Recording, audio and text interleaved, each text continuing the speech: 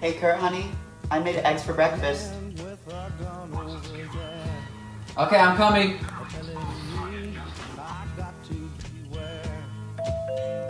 Honey, before you come and eat, just make sure to get the mail, please. Okay, Mom. Good morning. Got some milk for you, buddy. Oh, thank you. All right, have a nice day. You have a nice day as well.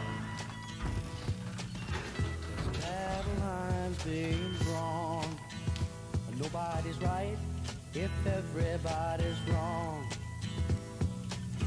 Young people speak in their mind are getting so much resistance from behind. Time we stopped. Hey, what's that sound? Everybody look what's going down.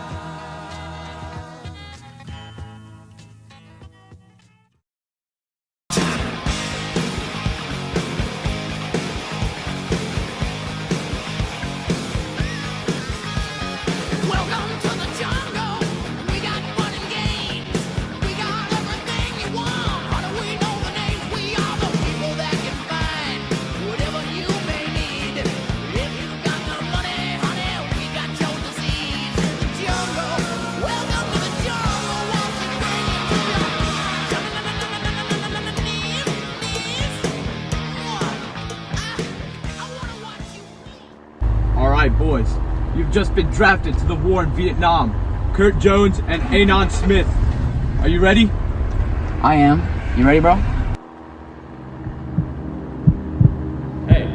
Hey! Are you even listening to me right now? Yes, sir. You will report to me as Sergeant Wall. And that name might sound familiar, and it is. My great-grandfather's friend's dog babysitter was Stonewall Jackson himself. Yo, he's the real deal. I'll be leading you two as squad leader, and we'll be stationed here until next March. And we will be patrolling the east side of the human force to protect the villagers against the Viet Cong. The rest of the platoon is stationed throughout the force, but the lieutenant and some soldiers will be meeting up with us once we start patrolling. And that isn't until 10. So until then, we need to get you F&G some training. Well, everybody's heard about the bird. Mile 10, boys, mile 10! We're halfway there! 98! 99! 100! Let's go. Keep it going. Keep it going. 98, 99, 100. Let's go. Come on, ladies. Come on, ladies. War is no game. It is crucial that we train hard to survive and succeed. Then why aren't you training with us? That's 2 more minutes for you, Mr. Jones. All right, boys, it's been a tough couple of months, but we're here in the last stretch, and I need you boys to be ready. All right, let's go again tomorrow. Wakey, wakey, boys. I got some surprise for you guys. We're patrolling today. Come on, let's go. Since it's your first day patrolling, all you gotta do is guard the shelter and stay within a half-mile radius. You got it? Sir, yes, sir.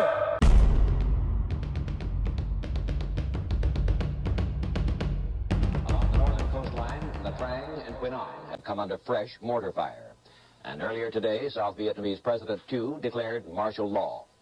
It all amounts to the most ambitious series of communist attacks yet mounted, spreading violence into at least 10 provincial capitals. Oh, my baby boy, he's just too young. Oh, I can't bear it anymore. Turn the TV off. Turn the TV off. Dad, I'm worried. Why does Kurt have to be in the war? I don't know, son. It's hard to say. These days it feels like the government cares more about containment than the liberty of our own citizens. He was so young. How's he allowed to go to war? Why was he even able to get drafted when he can't even vote or have a say in our government? Damn it! Why do they have to take my boy? Risking lives for this war? What's the point? What if he comes back with PTSD, a missing arm, or worse, not at all?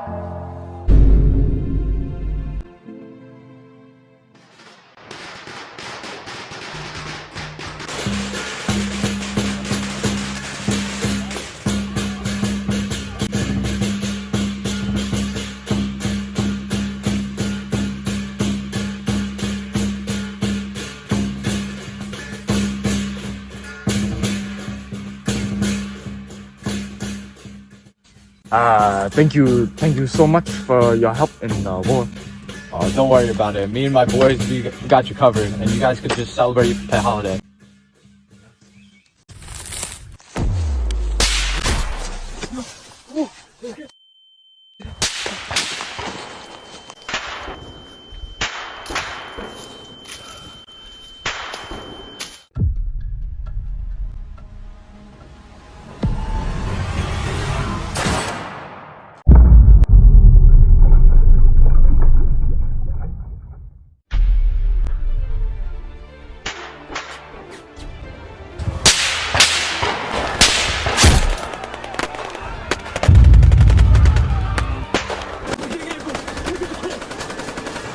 Go back to camp! I'll take him off!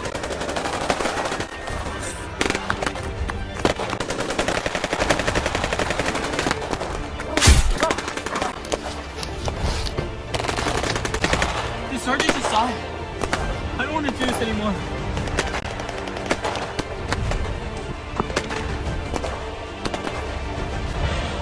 Lieutenant, head to the shelter. Assist Squad A. Sergeant Walls down. I repeat, assist Squad A. Sergeant Walls down.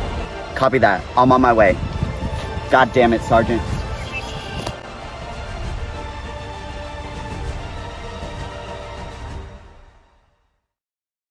The enemy had been planning the Tet Offensive for the past 6 months. Almost 100 tons of military supplies had been moved into the region around Saigon. The bodies of 2 American military policemen who died as they tried to assault the compound lay near their jeep across the boulevard. God damn it, Mary. Look at them. They're dying out there. Why should we waste so many lives and pay high taxes for a war we don't even support? All the government cares about is containment. What happened to protecting small businesses like ours? A lot of people like us are struggling to make ends meet, and the war is just making it worse. Exactly. This country has always been about protecting the rights of citizens, but now the government only cares about foreign conflicts. Imagine if the government had placed its effort in domestic reform instead. The quality of life for Americans, especially for minority groups, could have been drastically improved. So many blacks today continue to suffer from the cycle of generational poverty and discrimination that resulted from slavery. The government has to address these problems! Oh, what are we ever going to do? Don't worry, honey. We'll get through this. As long as we have each other, it'll be okay.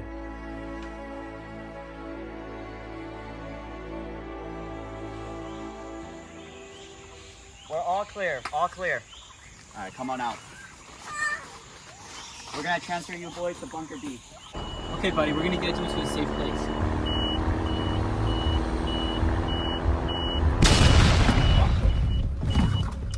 What was that? I'm gonna go check it out. You guys stay put. Okay. Alright, Anon, we've been waiting for a while. You and the kids stay in the car. I'm gonna go check on the lieutenant. Stay put, okay? Take care of the kid.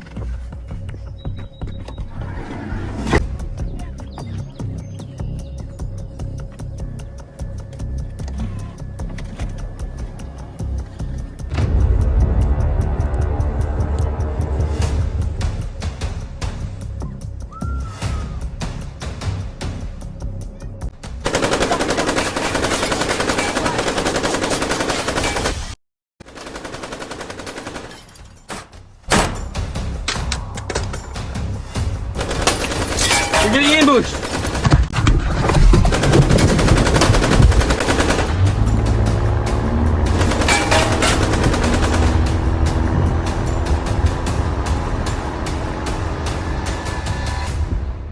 Mayday! Mayday!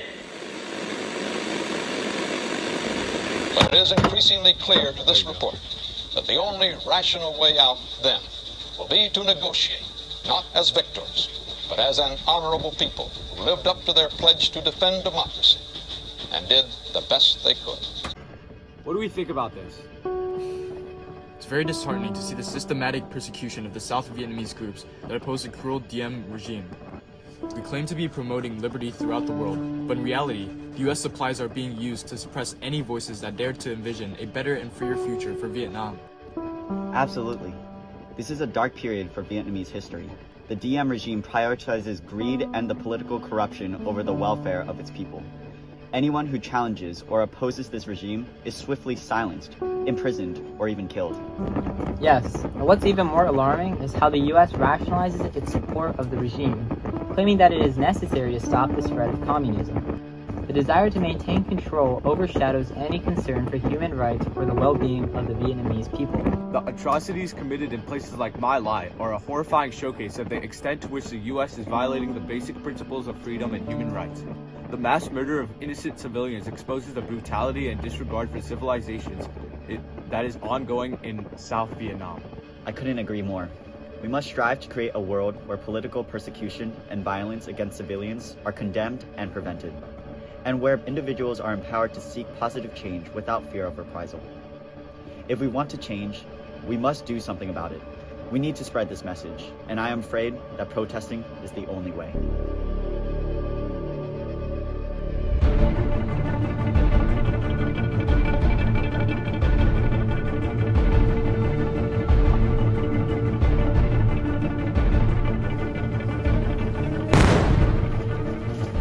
Yo, Lieutenant! I'm coming for you. You good? Kurt, they shot me. I have to tell you something. What is it? What is it? Speak to me. Come closer. No, closer.